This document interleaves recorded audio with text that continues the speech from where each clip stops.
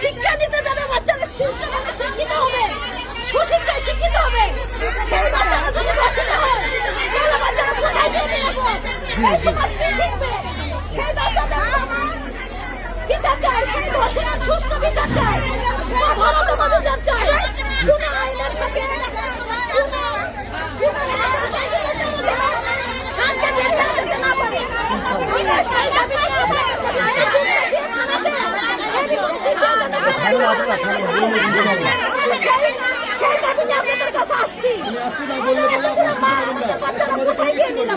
একজন বলুন।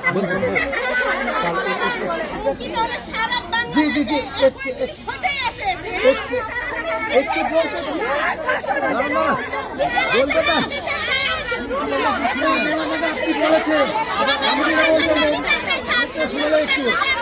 ঘটনা ঘটার সঙ্গে সঙ্গে পুলিশ রেসপন্স করেছে, পুলিশ আসামিকে গ্রেপ্তার করেছে, পুলিশ ভিকটিমকে উদ্ধার করেছে, কালকে রাতেই মামলা নিয়েছে, ভিকটিমকে কালকে রাতেই হসপিটালে ওসিসিতে ভর্তি করেছে। আপনারা জানেন, জোরে বলেন। সে এখন বর্তমানে চিকিৎসাধীন এবং পুলিশের নিয়ন্ত্রণে আছে।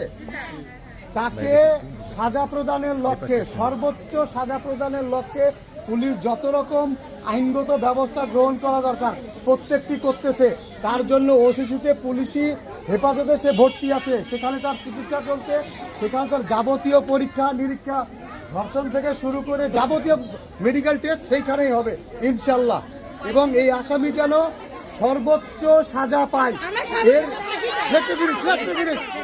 সর্বোচ্চ সাজা পায়, তার জন্য যা যা ব্যবস্থা গ্রহণ করা দরকার আমরা গ্রহণ করার জন্য বদ্ধপরিকর। এবং আপনাদেরকে কথা দিচ্ছি ইনশাল্লাহ সর্বোচ্চ সাজা দেওয়ার জন্য আইনি যত রকম ব্যবস্থা গ্রহণ করা দরকার আমরা গ্রহণ করব। শেষ করি থেকে পুলিশের পক্ষ থেকে এতটুকুও গ্যাপ থাকবে না ইনশাল্লাহ।